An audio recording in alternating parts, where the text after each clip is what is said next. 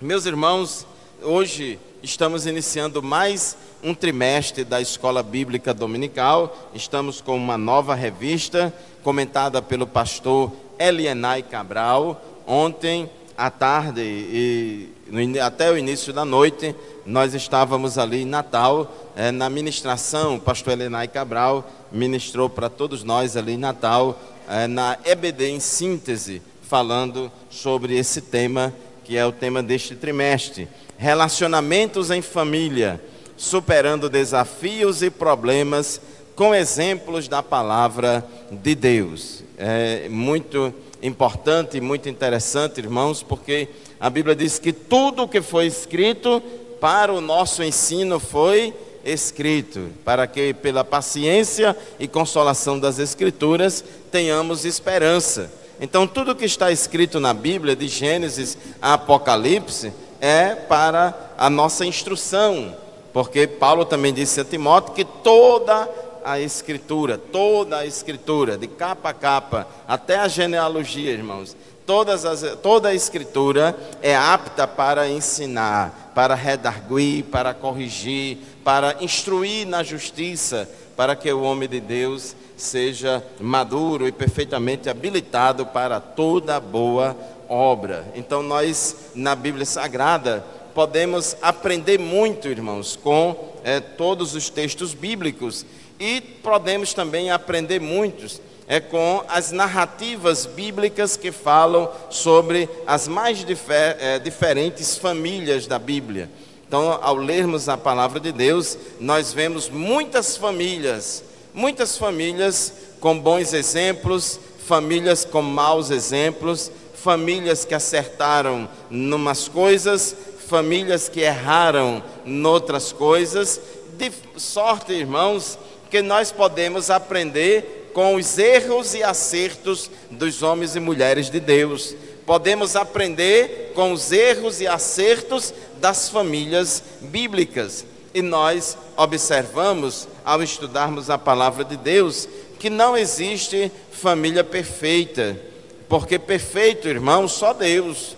Perfeito só Deus. Não existe família perfeita, não existe pai perfeito, não existe mãe perfeita, não existe filho perfeito, não existe irmão ou irmã perfeito, mas existe o modelo de Deus.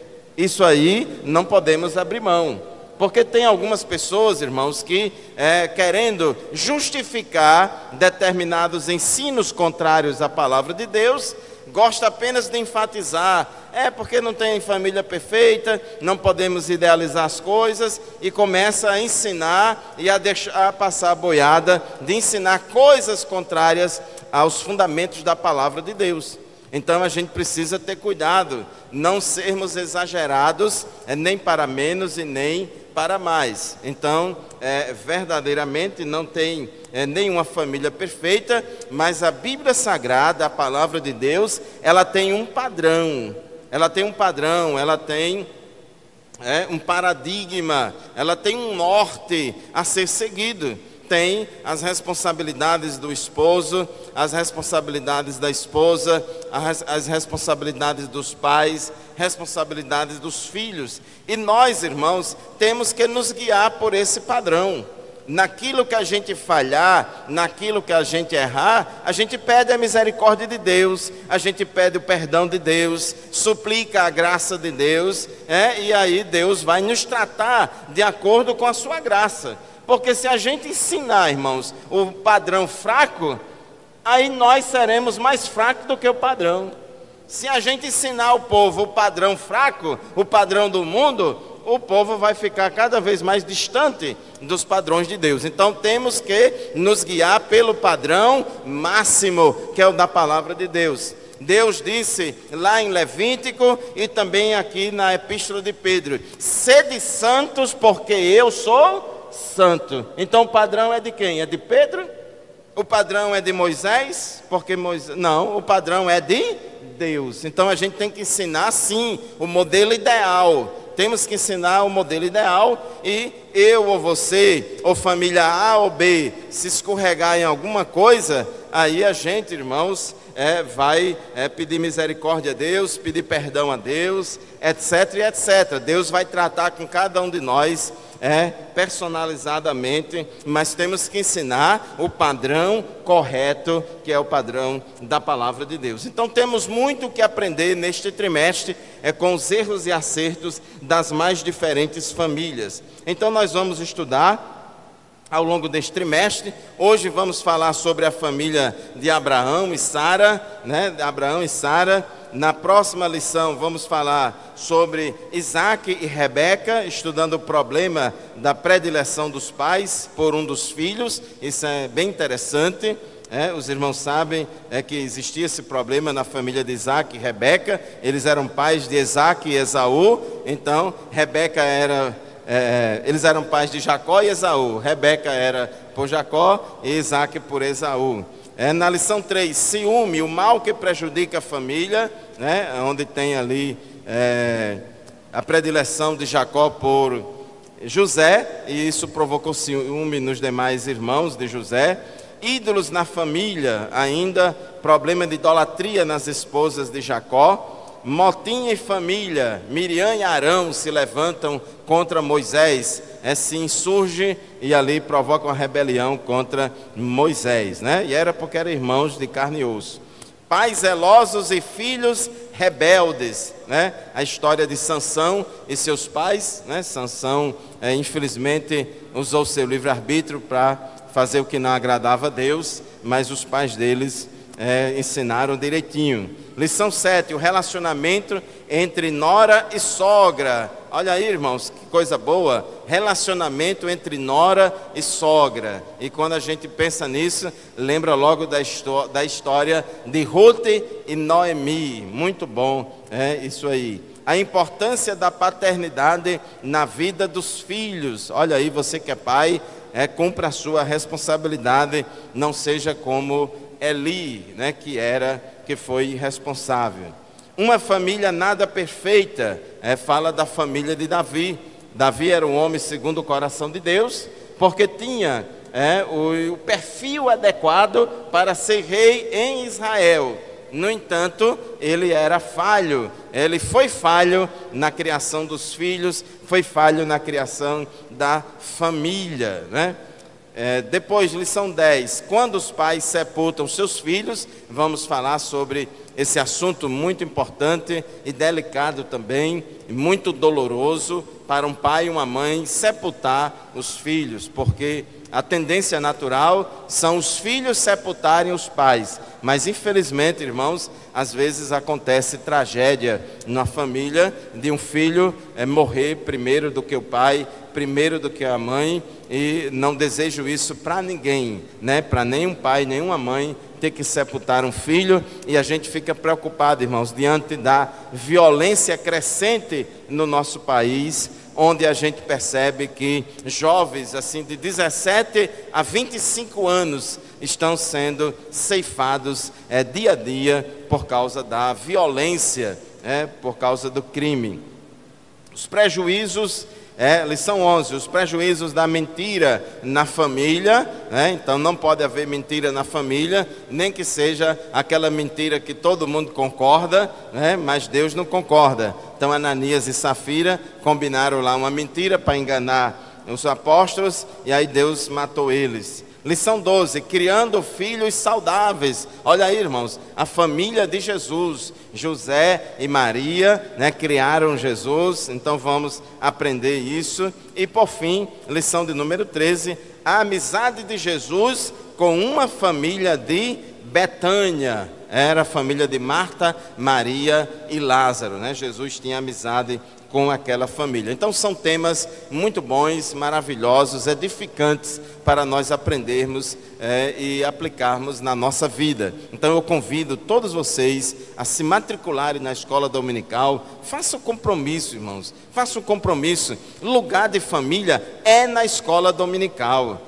Pastor, mas eu gosto de dar uma volta. Homem, dê uma volta de tarde entre a escola dominical e o culto à noite. Dê uma volta no sábado, antes do culto de missão à noite. Se você se organizar, dá para você aproveitar bem as coisas. Meus irmãos, mas hoje nós vamos estudar a lição de número 1, lição que tem como título Quando a família age por conta própria. É uma lição baseada na família de Abraão e Sara, que antes os nomes deles eram Sarai e Abrão, Abrão e Sarai. Depois foi que Deus mudou os nomes deles para Sara e Abraão. O texto áureo da nossa lição se encontra em Gênesis 17 e 19, que diz assim: Na verdade, Sara, tua mulher, te dará um filho, e chamarás o seu nome Isaque, e com ele estabelecerei o meu concerto. Aqui eu quero chamar a atenção para essa expressão, Sara, tua mulher. Não é H, tua escrava. Não é H, tua serva, mas é Sara, tua mulher. Deus, irmãos, tem compromisso com o casamento. Deus tem compromisso com a mulher do casamento, a mulher da mocidade ali, do marido.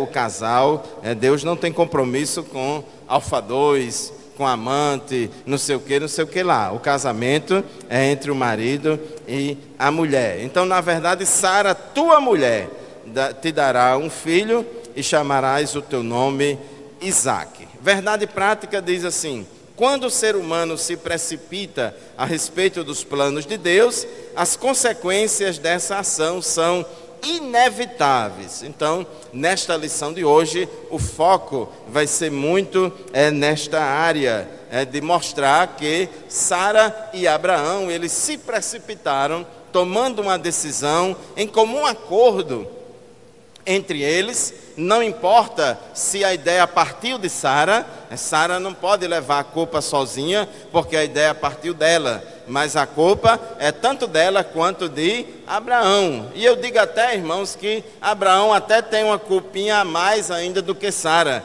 Por quê? Porque Abraão era o líder da família, Abraão era o chefe da família, e o chefe tem responsabilidade maior. A responsabilidade maior é do chefe, o líder. O líder, irmãos, tem que saber o que quer. O líder tem que ter direção. O líder tem que saber qual é o caminho certo e apontar para o caminho certo e ir junto, conduzindo a sua família para o caminho certo.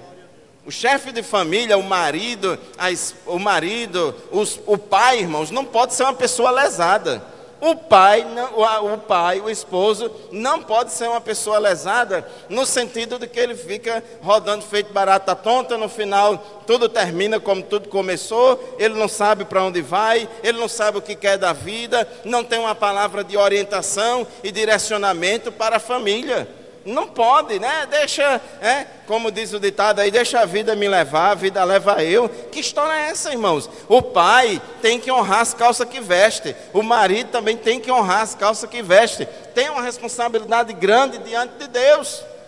Quanto maior, irmãos, o privilégio, maior é a responsabilidade. Então, os dois são culpados, mas eu quero aqui pesar um pouco aí o prato aí da balança, para botar uma culpazinha maior em Abraão, porque ele era para ter vigiado, né? Então, eles agiram por conta própria, querendo ajudar a Deus no cumprimento da promessa, e isso trouxe consequências para toda a família, né?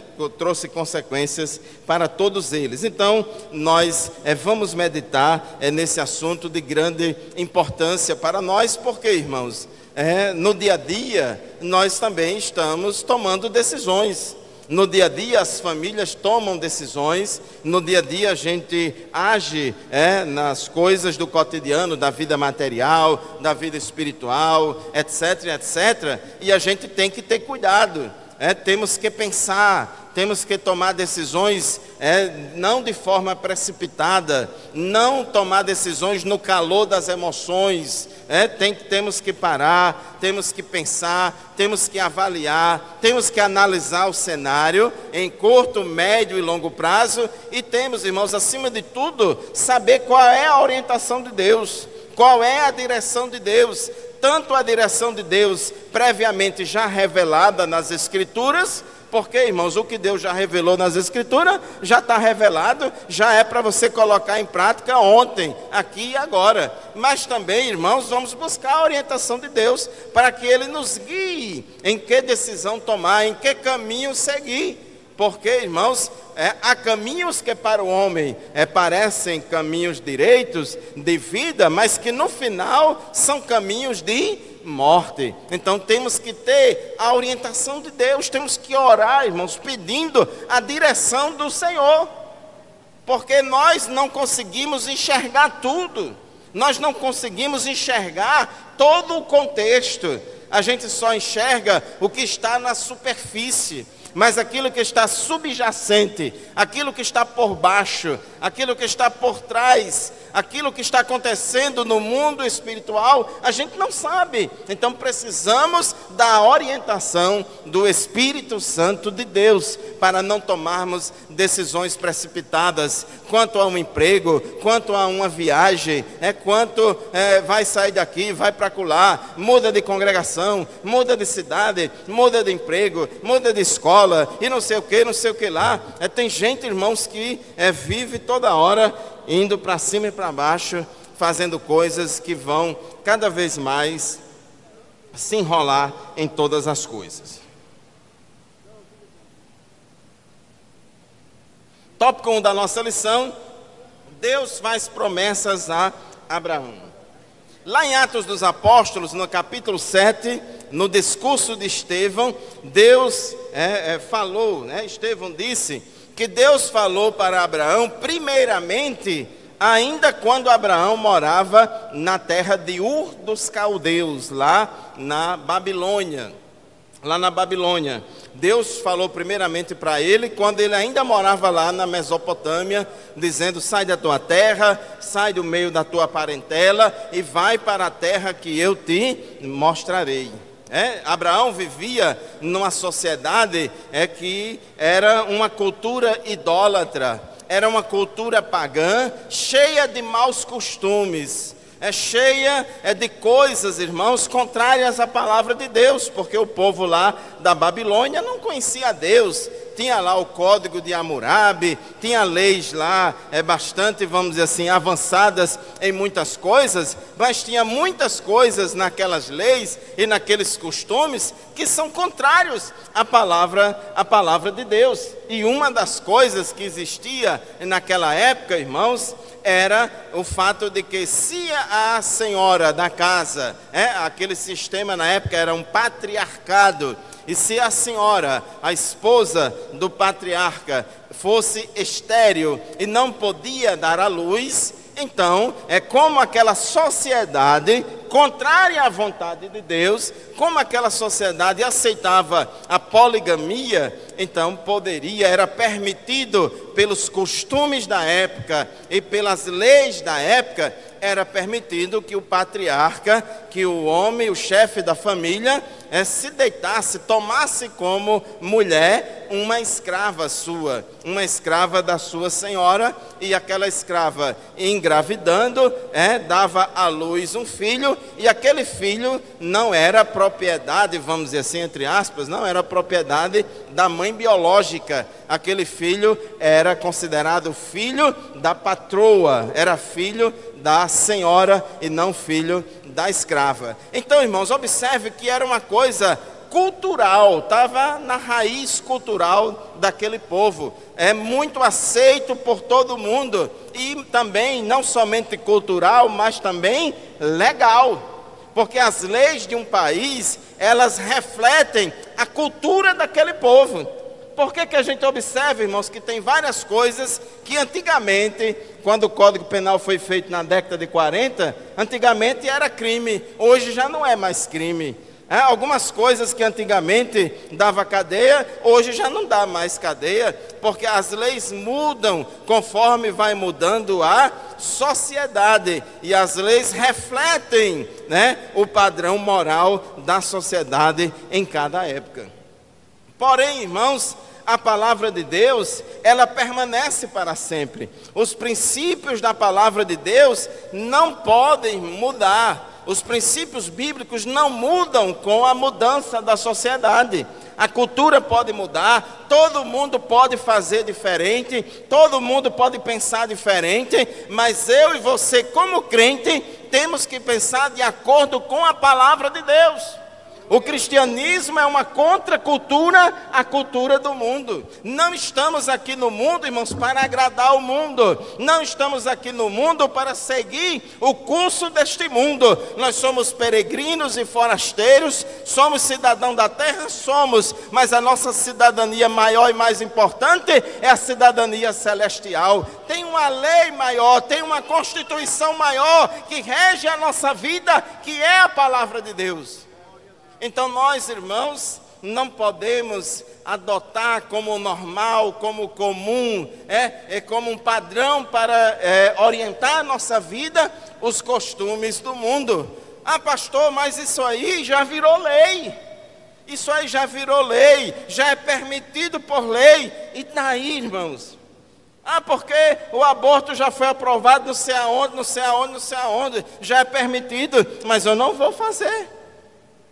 Ah, porque a eutanásia assim, assim, assim, já está legalizado, mas eu não vou fazer. Então, meu amado irmão, minha amada irmã, nós não estamos aqui para agradar o mundo. Ah, pastor, mas o Supremo já reconheceu o casamento gay, o casamento homoafetivo, mas eu, como pastor, não vou fazer casamento homoafetivo de ninguém. Mas se o Supremo pode obrigar, irmãos, eu tenho que falar igual a Pedro, mas importa obedecer a Deus do que aos homens. Mas a tua cabeça vai para a guilhotina, você vai perder o emprego, você vai ser perseguido.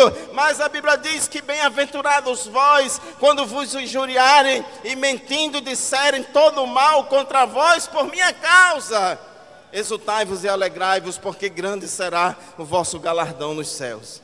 Então nós, irmãos, não podemos seguir o curso deste mundo. Nem tudo que é costume é aprovado pela palavra de Deus. E nem tudo que é legal na sociedade é legítimo, é de acordo com o padrão bíblico. Então a poligamia, casamento, segundo casamento, nesse caso aí de Abraão, a poligamia, isso não é permitido. A relação sexual do marido ou da esposa com outro parceiro não é permitido. Mas pastor, se houve o acordo entre Sara e Abraão, se eles dois permitiram, então qual o problema?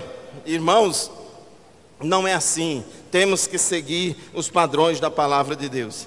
Então, quando Abraão sai da Mesopotâmia, ele vai para Harã, que fica lá no norte de Israel, na região lá da Síria.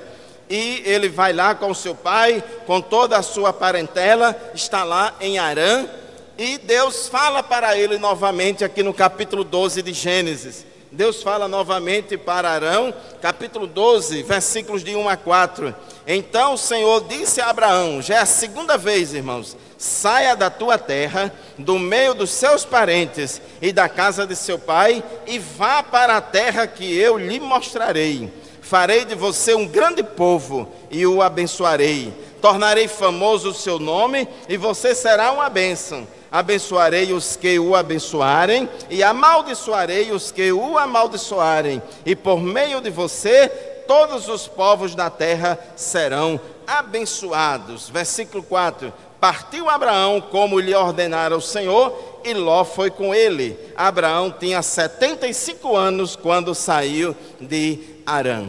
Então Deus fez essa promessa, que ele fosse para a terra que Deus ia mostrar, e que Deus ia dar uma descendência numerosa a Abraão e a Sara, a eles, e eles, irmãos, seriam uma bênção. E o plano da salvação, a revelação das Escrituras, a vinda do Messias, viria tudo através da descendência de Abraão. Inclusive Paulo, escrevendo aos Gálatas, ele cita esse texto aqui que a gente acabou de ler, dizendo que o evangelho foi primeiro pregado a Abraão. Então a gente vê que ele recebeu essa aparição do Senhor, esse chamado do Senhor, e ele obedeceu ao chamado do Senhor. Saiu de Harã e foi realmente peregrinar na terra que o Senhor ia mostrar a ele. Só, irmãos, que o tempo começou a passar e começaram a surgir dúvidas, começaram a surgir inseguranças,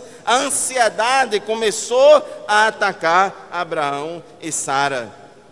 E aqui no capítulo 12 de Gênesis, a gente observa, irmãos, capítulo 15 de Gênesis. Depois dessas coisas, o Senhor falou a Abraão numa visão, dizendo: não tenha medo, Abraão, eu sou o seu escudo, grande será a sua recompensa. Mas Abraão perguntou: ó soberano Senhor, que me darás se continuo sem filhos, e o herdeiro de tudo o que eu possuo é Eliezer de Damasco? E acrescentou: tu não me destes filho algum, um servo da minha casa será o meu herdeiro. A gente já observa, irmãos, que aqui nesse diálogo de Abraão com Deus, Abraão já começa a fraquejar na fé. Abraão já começa a ficar com dúvidas. O Senhor prometeu que ia me dar um filho, o Senhor prometeu fazer de mim uma grande nação, um grande povo, mas eu estou vendo que a coisa está difícil. Eu continuo sem filhos, e o herdeiro, meu herdeiro, é o Damasceno Eliezer. Então, Abraão já estava questionando a Deus, porque Deus estava demorando a cumprir a promessa que ele tinha feito, e Abraão já estava logo dizendo a sentença: o meu herdeiro não será um filho que vai sair dos meus lombos, da minha descendência biológica. O meu herdeiro vai ser o meu servo, o escravo lá de Damasco, o Damasceno Eliezer. Então ele já estava, irmãos, dando a sentença, já estava dizendo que estava tudo perdido. A visão é humana, a visão é materialista, a visão que não estava de acordo com a vontade de Deus. E ainda acrescentou no versículo 3: tu não me deste filho algum, um servo da minha casa será o meu herdeiro. Ele já estava batendo o martelo e até acusando Deus. Lá atrás o Senhor disse em Gênesis capítulo 12 que ia me dar filho, ia me dar descendência, um grande povo, mas na verdade tu não me desse nada. O Senhor falhou com a tua promessa. Isso aí, irmãos, foi um momento de fraqueza de Abraão. Esse questionamento revela que sua fé estava em crise. Abraão não conseguia ver a realização do sonho do casal, uma vez que Sara era estéril. Quanto mais, irmãos, você olhar para as dificuldades materiais, quanto mais você olhar para o tamanho do problema, mais dificuldade você vai ter para enxergar a grandeza de Deus, para enxergar a onipotência de Deus, que é maior do que qualquer problema. Porque para Deus nada é impossível. Então pare de ficar olhando para o problema, pare de ficar afagando, mimando o problema. Porque o meu problema, pastor, o senhor sabe que o meu problema é grande. Olha aqui, irmãos, o meu problema é grande. Olha aqui, eu quero oportunidade, pastor, me dê oportunidade. Amém, irmã? Quer contar uma bênção? Não, eu quero contar o meu problema. Olha, o meu problema e não sei o que, o meu problema e o meu problema. E tem gente, irmãos, que valoriza tanto o problema, parece aquele petzinho de estimação, o problema dele. Um problema. Ei, atenção, povo aqui, atenção, meus irmãos, eu tenho um problema. Olha o meu problema e o meu problema. E a pessoa, irmãos, fica psicologicamente, emocionalmente, espiritualmente, excessivamente amarrada com o problema e tem dificuldade de enxergar Deus. Mas, irmãos, a gente precisa, irmãos, não podemos ser negacionistas de dizer que não existe problema, jamais. Mas temos que olhar para Deus, olhando para Jesus, o autor e consumador da nossa fé. Quando a gente olha para a grandeza de Deus, irmãos, a gente vê o problema bem pequenininho. Se alguém aqui já andou de avião, sabe que quanto mais você vai subindo no avião, quando você olha lá para baixo, aí vê as coisas bem pequenininhas. Quanto mais você sobe, irmãos, quanto mais você se aproxima do céu, mais as coisas aqui da terra vão se tornando pequenas. Olhe para Deus, olhe para o Senhor, olhe para as grandezas de Deus, olhe para as promessas de Deus, aquilo que Deus já fez na sua vida, aquilo que Deus já fez na vida dos irmãos, os testemunhos de fé, e você vai ver como Deus é poderoso e pode fazer também na sua vida. Não é diferente conosco também. Às vezes somos bloqueados por dúvidas que nos impedem de, pela fé, enxergar a operação do sobrenatural. Quem aqui, irmãos, nunca passou por um problema desse? Pastor, eu acho que só o Senhor que nunca passou por isso. Acho que é só o Senhor e Aba que está ali, que nunca passou por luta. Meu irmão, minha irmã, nós somos falhos, nós somos de carne e osso, Quem de nós nunca, irmãos, teve um vacilo? Quem de nós nunca duvidou? Nós não somos, irmãos, super-homens. Nós não somos mulheres maravilhas. Todos nós temos as nossas fraquezas, temos as nossas falhas. Pedro, irmãos, teve muita fé, olhando para Jesus, e andou por cima das águas, mas teve ali por um momento que fraquejou, irmãos, e ele afundou.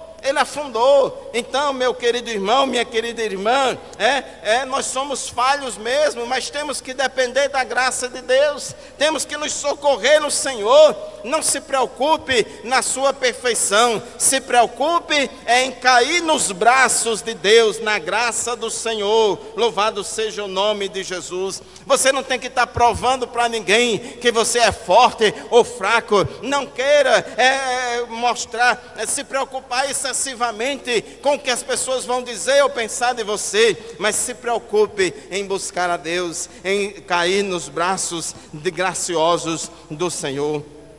Então nós, irmãos, vemos no versículo 6, embora aqui, nesse diálogo de Abraão com Deus, Abraão está meio incrédulo, Abraão está meio vacilante, como que está questionando Deus, está cobrando de Deus. Olha, o Senhor não cumpriu, o Senhor falou e não cumpriu. Quem vai ser meu herdeiro não é um filho meu, biológico meu, mas vai ser o meu servo. E aí, irmãos, Deus fala para ele no versículo 4, então o Senhor deu-lhe a seguinte resposta. Coisa boa, irmãos, é servir a um Deus que responde. Coisa boa é saber que servimos a um Deus que fala. Aleluia! Deus fala, irmãos, ainda hoje. Não é só na época de Abraão, não. Deus fala ainda hoje. Glórias a Deus. Clama a mim, responder-te-ei e anunciar-te-ei coisas grandes e firmes que não sabes. Deus está vivo e age na terra. Glórias ao nome de Jesus. Deus, irmãos, não é um mero personagem que está preso nas letras, na grafia de um livro chamado Bíblia Sagrada. Aleluia. Antes de existir a Bíblia, Deus já existia. Antes de existir os mundos, Deus já existia. Ele criou todas as coisas a partir do nada. Glórias ao nome de Jesus. Pastor, mas eu não estou vendo luz no fim do túnel. Para Deus operar na sua vida, não precisa ter luz no fim do túnel. Não precisa que o contexto seja favorável. Ele chama a existência as coisas que não existem. Louvado seja o nome de Jesus. Grande é o Senhor. Deus apareceu a Abraão e disse: eu sou o El Shaddai, o Deus Todo-Poderoso. Aleluia! Então o Senhor deu-lhe a seguinte resposta: seu herdeiro não será esse. Seu herdeiro não será o Damasceno Eliézer. Um filho gerado por você mesmo será o seu herdeiro. Glórias ao nome de Jesus. Levando-o para fora da tenda, disse-lhe: olhe para o céu e conte as estrelas. Deus, irmãos, quer mudar a direção da nossa visão. Não fique olhando demais para o seu problema, não. Aí Deus chegou a Abraão: Abraão, tira o foco do problema. Olhe agora para o céu e conte as estrelas, se é que você pode contar elas. E é porque naquela época, irmãos, não tinha telescópio. As pessoas achavam que podia mesmo contar as estrelas, só tinha lá umas 50 ou 100. Hoje, pelo conhecimento da astronomia, a gente sabe que tem bilhões e bilhões de estrelas no universo, não é? E Deus mandou ele olhar, veja, conta, vê se você consegue, e prosseguiu: assim será a sua descendência. A sua descendência será numerosa, você vai ter muitos filhos. E o versículo 6 diz: Abraão creu no Senhor e isso lhe foi creditado como justiça. Glórias ao nome de Jesus. Abraão, irmãos, não deu uma demonstração de fé grande somente lá naquele episódio do sacrifício de Isaac, não. Aqui ele já creu em Deus e diz o texto que isso lhe foi creditado como justiça. Então, antes teve uma fé vacilante, antes ele estava duvidando, mas a chave, irmão, virou rápido. A chave virou rápido quando, irmãos? Quando Deus apareceu a Abraão, quando Deus falou com Abraão. Continue clamando a Deus, continue buscando ao Senhor, continue buscando uma orientação do Senhor, porque por qualquer momento, Deus vai falar com você. Quando você menos espera, Deus vai falar com você e vai virar a chave instantaneamente. Infelizmente, Abraão tinha vacilado na fé e não estava nessa situação de incredulidade, mas Deus apareceu a ele e ele foi fortalecido. Mas, irmãos, os anos se passaram. Depois desse episódio de Gênesis 15, aí aconteceu que os anos se passaram e houve uma nova, vamos dizer assim, eles fraquejaram novamente. Sara teve uma infeliz ideia de querer ajudar Deus. Aí Sara interpretou, irmão. Sara, ao invés de olhar as coisas pelo plano espiritual, estava olhando tudo pelo plano material. Aí Sara começou logo a se excluir da promessa. Minha irmã, a promessa de Deus para o seu marido é para você também. Você é a outra metade do seu marido. Não corra, não fuja da responsabilidade. O que Deus falou com o seu marido inclui você também. Deus sabe que vocês dois são uma só carne. Então não venha com essa história aqui de dizer: a chamada é do meu marido, a obra é do meu marido. Não tem nada a ver com isso. Tem sim, porque vocês são dois, uma só carne. E Deus foi testemunha do casamento de vocês dois. Não tem esse negócio de chamada, é só para um e o cônjuge fica para lá não, ó o dedinho, não tem isso não. Glórias ao nome de Jesus. Então, irmãos, Sara estava achando, depois de Gênesis 15, eu acho que Deus vai cumprir a promessa, Abraão, mas assim, eu acho que vai cumprir a promessa só através de você, de mim não. Você vai engravidar, engravidar não, misericórdia. Você vai ter um filho, né?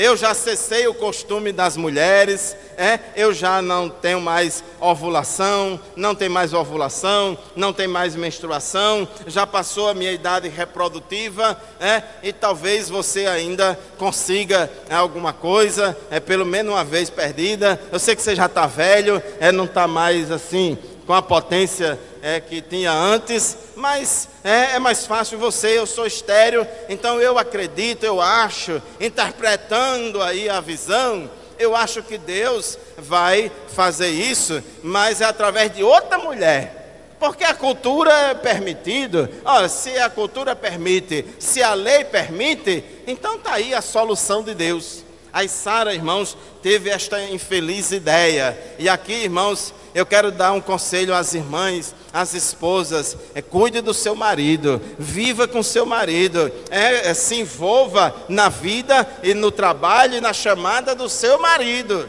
não vai terceirizar para outras não.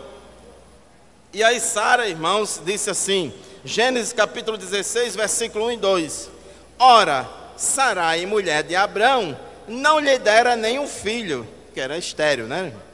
Como tinha uma serva egípcia chamada Agar, disse a Abrão: já que o Senhor me impediu de ter filhos, era muito comum naquela época, irmãos, tudo botava na conta de Deus. Hoje o povo bota na conta de Deus as dívidas, né? Aí diz, Deus te pague, Deus te pague, Deus te pague, Deus te ajude, Deus te abençoe. Mas tem gente que não quer pagar nada, ele não quer abençoar nada, terceiriza tudo para Deus. E Sara, irmãos, disse, já que o Senhor me impediu de ter filhos, possua a minha serva, talvez eu possa formar família por meio dela. Abraão atendeu a proposta de Sarai. Irmãos, essa ideia foi terrível. Pense numa ideia equivocada. Pense numa ideia problemática. Ela já foi logo colocando culpa em Deus, que Deus tinha impedido dela ter filho, e ofereceu a sua serva Agar para ser esposa de Abraão. Aqui, irmãos, não foi só um negócio assim, olha, Abraão, vai lá na tenda ali, mais tarde ali, se deita lá com ela, e 5 minutos só e tal, e já vai engravidar da primeira vez. Não, irmãos, segundo o costume e a cultura, não era assim, uma coisa rápida, não. Aqui, segundo a cultura, era uma poligamia, ela ia ficar com Abraão vários dias, ia ter uma convivência também de marido e mulher, porque nem sempre engravida da primeira vez, e nem nos primeiros dias. Então ela estava concedendo, estava dividindo, irmãos, estava dividindo o seu marido com a sua escrava. Essa foi a ideia dela. Então, como eu disse, aquilo era permitido pela cultura, era permitido pela lei. Realmente, se a escrava engravidasse e tivesse um filho, aquele filho era de propriedade da patroa, da mulher legítima. Só que Sara, irmãos, nessa tentativa de ajudar a Deus, entre aspas, porque ninguém, irmãos, ajuda a Deus. Ninguém consegue ajudar Deus. Deus não precisa de conselho e nem de ajuda de ninguém. Eu preciso, você precisa, mas Deus não precisa. Ele é autossuficiente. E às vezes, irmão, a gente tem essa mania. Às vezes até a gente ouve a oração de alguns irmãos na igreja, aí ora e diz, Senhor, faz assim, vai acolá, e faz assim, depois faz não sei o quê. Tem gente, irmãos, que na oração fica ensinando a Deus trabalhar. Isso, irmãos, está errado. Nós temos que pedir a bênção, temos que pedir a vitória. Agora, a metodologia, o modus operandi, o que Deus vai fazer para chegar à vitória, isso aí é com Ele. Ele sabe trabalhar da melhor maneira possível. Ele sabe fazer as coisas certas. E temos que confiar na perfeição de Deus. Ele vai fazer, peça a bênção e o resto deixe com Deus. Não queira ensinar a Deus. E assim, irmãos, como já falamos, os dois vacilaram na fé, tanto Sara como Abraão. E aqui eu quero creditar um pouco mais de culpa, de vacilo a Abraão, porque ele era o chefe da família, ele era o cabeça da mulher, ele era o chefe da casa, a responsabilidade dele era maior. Deus tinha aparecido a quem, irmãos? A Abraão. Deus tinha dado a visão a Abraão, Deus tinha se revelado a Abraão, então a responsabilidade dele era maior ainda. Agora, irmãos, infelizmente, embora em Gênesis 15:6 ele creu no Senhor, isto lhe foi creditado como justiça, mas agora ele pisou na bola. Agora ele só olhou as coisas pelos olhos carnais, ele fraquejou na fé novamente. E aí a gente não sabe, irmãos, os detalhes e os contextos, mas como era comum naquela época, um homem ter mais de uma esposa. Quem sabe Abraão não gostou desse negócio. Eita, rapaz, agora eu vou ganhar uma mulher diferente, uma segunda mulher. Quem sabe uma coisa diferente, aí a coisa funcione, porque eu já estou enjoado aqui, já não dá mais certo, não tem mais vontade de nada. Mas quem sabe se mudar uma coisa, aí vai renovar tudo. Isso aí, irmãos, é o engano do diabo. Satanás está colocando na cabeça de muitos maridos, né, que é para ele olhar para sua esposa e não ter mais admiração por ela, não ter mais libido com ela, etc, etc. Ele só quer agora olhar para a amante. A amante é perfeita, a amante é banhada a ouro, a mulher estranha, a mulher adúltera é quem vai fazer ele feliz, é quem vai despertar tudo. Isso tudo, irmãos, é ideia diabólica. Abraão, irmãos, agiu na carnalidade, aceitando essa sugestão de Sarai. Ele era para ter resistido a isso. Nem tudo que o casal concorda é de Deus, não. Nem tudo que o casal concorda, nem tudo que casal e filhos concorda é de Deus. Tem que ter cuidado. Então, o marido, a mulher tem que conversar, tem que se comunicar, ver as coisas, orarem juntos para tomar decisão. Mas às vezes, irmãos, tem determinadas ideias que não dão certo. E aí, o marido tem que ter pulso firme, no sentido de não ceder à tentação, não ceder à pressão, né? Porque às vezes a mulher fica pressionando, fica triste, fica com raiva, faz greve e não sei o que mais lá, deixa queimar a carne e não faz um agrado e não sei o que, faz uma greve e o cabo para se ver livre daquela perseguição, às vezes vai fazer os gostos dela e aí, irmãos, infelizmente, o gosto de Sarai aqui estava errado, né? Então a gente precisa agir com o coração, mas também agir com a razão e agir com a visão de Deus, com a espiritualidade.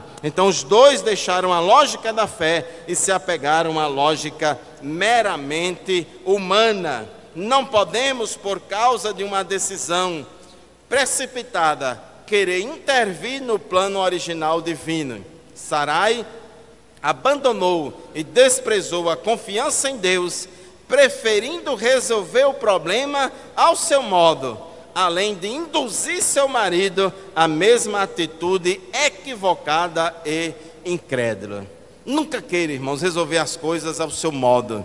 Nunca queira resolver do seu jeito. É porque comigo é assim. Eu vou provar que eu sou macho mesmo. Eu vou provar que eu resolvo. Eu vou provar que eu sou um caba decidido. Eu vou provar que eu não tenho papa na língua. Eu vou provar que eu não sou frouxo. Irmãos, tenha cuidado com esse tipo de atitude, porque a soberba precede a ruína. Tenha calma, baixe o facho. Conte até 10, ore a Deus, peça esclarecimento do Senhor, para que você não tome uma decisão precipitada.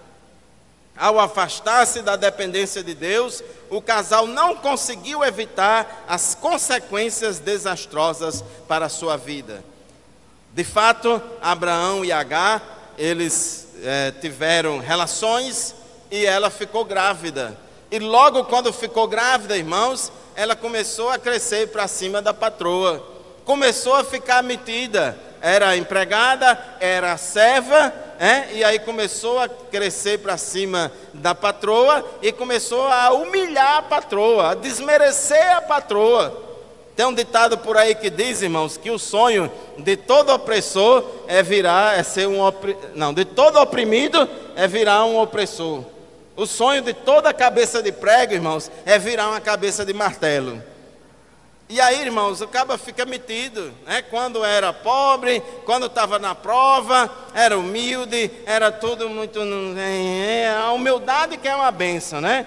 Mas quando, irmão, recebeu qualquer bênçãozinha, quando progrediu qualquer coisa, aí fica todo metido, né? Incha, cresce, aí esquece do buraco de onde saiu, né? Esquece do passado. E aí a Bíblia já diz, irmãos, que a soberba precede a ruína. Inclusive, no livro de Provérbios, tem uma passagem bíblica bem interessante, Provérbios capítulo 30, versículo 21 a 23, que diz assim, ó: 3 coisas fazem tremer a terra, e 4 ela não pode suportar. A quarta ainda é pior ainda. Aí que coisas são essas? Primeiro, o escravo que se torna rei.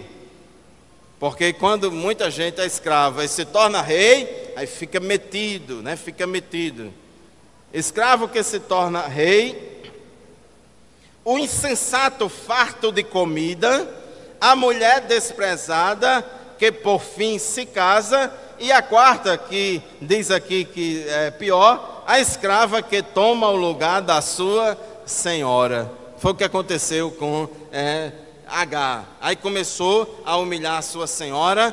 Naquela cultura já era uma humilhação uma mulher ser estéril, não poder ter filhos, e a mulher que tinha filhos era sinal de que era abençoada por Deus. Aí Sara começou, irmãos, a querer tomar o lugar da patroa, querer dar um golpe, né? Eu já estou aqui me deitando com o patrão, eu já sou a esposa aqui, engravidei do patrão, essa minha patroa aí, vai ver que ela, não sei o que, é até bonita, porque a Bíblia diz que Sara era bonita. É bonita, mas não deu filho, então eu posso até ser feia, posso até ser escrava, mas eu dei um filho ao meu patrão. Aí ela começou a crescer para cima de Sara, aí Sara evidentemente não gostou disso, e começou a hostilizar Agar, e começou a briga, irmãos.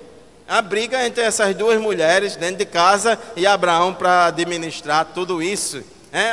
Abraão para administrar tudo isso, tudo foi complicado. Então isso provocou um conflito familiar. Sara começou a reclamar com Abraão, Sara começou a brigar com Abraão, para Abraão botar moral na escrava Agar. Aí agora, ela não era uma simples escrava, agora ela era mulher dele, e estava grávida dele, ele não tinha muita força, né, para poder botar moral em Agar. Agora perdeu a moral, perdeu a autoridade, e começa briga entre Sara e Abraão, briga com o casal, briga entre Sara e Agar, e esse conflito, irmãos, continuou. Depois Deus cumpre a promessa, chega no tempo certo, porque Deus nem atrasa nem adianta, Deus chega no tempo certo, e o tempo certo é o tempo de Deus, não é o meu e nem é o seu. No tempo certo, aí Deus cumpre a promessa. Só que quando Isaac nasce, a partir das entranhas de Sara, quando Isaac nasce, o filho legítimo, biológico, o filho da promessa, Ismael já era adolescente. Ismael já era adolescente e já tinha outro problema, porque também na cultura da época, o primogênito era o principal herdeiro da família, era aquele irmão, aquele filho mais valorizado. E quem era o herdeiro aqui de Abraão, de acordo com a cultura, era Ismael e não Isaac. Só que a Bíblia, irmãos, fala que o filho da promessa era Isaac. O filho da promessa é entre Abraão e Sara, e não entre Abraão e Agar. Então começou-se também o conflito entre os dois meninos, o filho da escrava com o filho da livre. O filho da promessa é com o filho da escrava, e o filho da escrava era mais velho, tinha pelo menos 13 anos mais velho do que Isaac. E quando é mais velho, aí gosta de dar uns cocorotes no mais novo. Então, irmãos, é briga por cima de briga entre os dois irmãos, entre as duas mães, e Abraão no meio de tudo isso, e perdeu a moral, perdeu a autoridade, porque pisou na bola lá atrás. Meu irmão, você que é pai, você que é marido, você que é chefe de família, tenha cuidado, porque determinadas atitudes que você tomar na sua família, você vai perder a autoridade diante dos seus filhos e da sua esposa, vai perder a moral. Tenha cuidado, porque isso é sério. Então Abraão, irmão, já não tinha mais força para botar moral na situação, e Sara foi a ele de novo: olha, eu não aguento mais, esse negócio está muito difícil. Antes de Ismael nascer, já ainda Agar estando grávida, Sara já foi reclamar a Abraão, e Abraão diz: olha, a serva é tua, você que resolva aí, eu não quero me meter nisso não, você já resolva. Ele já transferiu a autoridade dele para a mulher, o papel dele já transferiu para Sara: você resolva aí, a escrava é sua, mas o chefe da casa era Abraão. Aí depois que os dois meninos nascem, então lá o conflito se avolumou bastante. Aí Sara foi de novo a Abraão: Abraão, resolva essa situação, não dá certo. E Abraão não queria, irmãos, resolver. Abraão queria continuar com aquele negócio ali, porque tinha perdido a moral, não tinha mais força. Precisou Deus aparecer a Abraão de novo. dizendo: Abraão, rapaz, ouça o que Sara está dizendo, faça o que Sara está dizendo. Agora, o conselho de Sara era certo.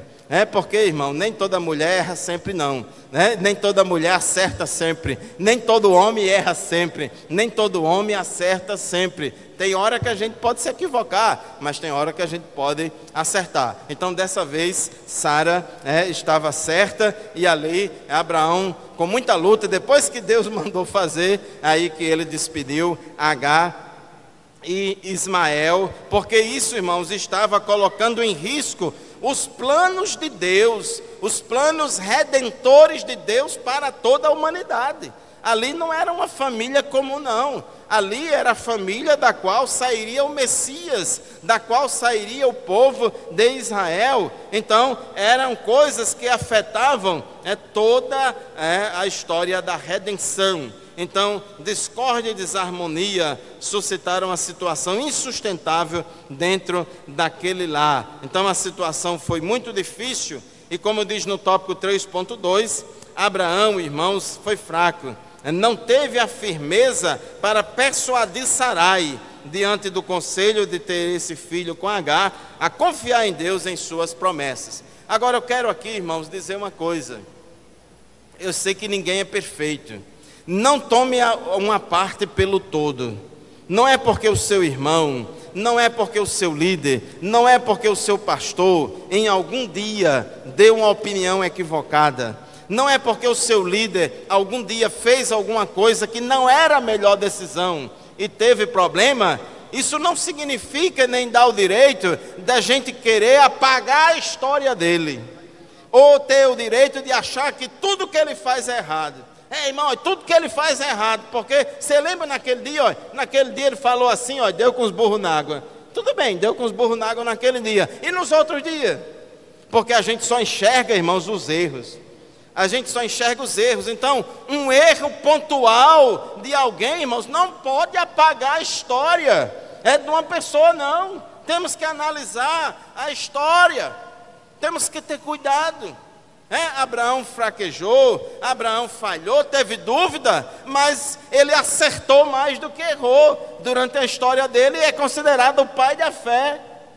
Então a gente precisa ter esse discernimento, porque quando a gente, irmãos, quer cancelar alguém, quando a gente tem raiva de alguém e quer cancelar aquela pessoa, quer destruir a reputação daquela pessoa, a gente só enxerga aquela falha daquela pessoa, e aí quer destruir ela e acabar, riscar do mapa, denegrir a história daquela pessoa só por causa daquela falha, e a gente não enxerga nenhuma qualidade. Mas a gente vê que os grandes homens e mulheres de Deus, os heróis da fé, irmãos, também tiveram suas falhas. A gente está aqui explorando essa falha de Abraão, de Sara, que é para a gente não fazer o que eles fizeram, mas eles estão lá na galeria dos heróis da fé. Tanto Sara quanto Abraão estão lá na galeria dos heróis da fé. Às vezes a gente perde uma batalha, mas o mais importante é ganhar a guerra. Glórias ao nome de Jesus. Temos que vencer mais batalhas do que perder mais batalhas, de modo a vencer a guerra. Então Sara teve essa opinião equivocada sobre Deus, dizendo que Deus tinha impedido ela de gerar, então teve aquela atitude carnal. Meu querido irmão, minha querida irmã, que Deus nos ajude, nos abençoe, nos dê graça, nos dê visão de Deus, para que possamos fazer a coisa certa, para que possamos ser guiados pelos princípios da palavra de Deus. Deus abençoe a todos, agradeço a oportunidade em nome de Jesus. Amém.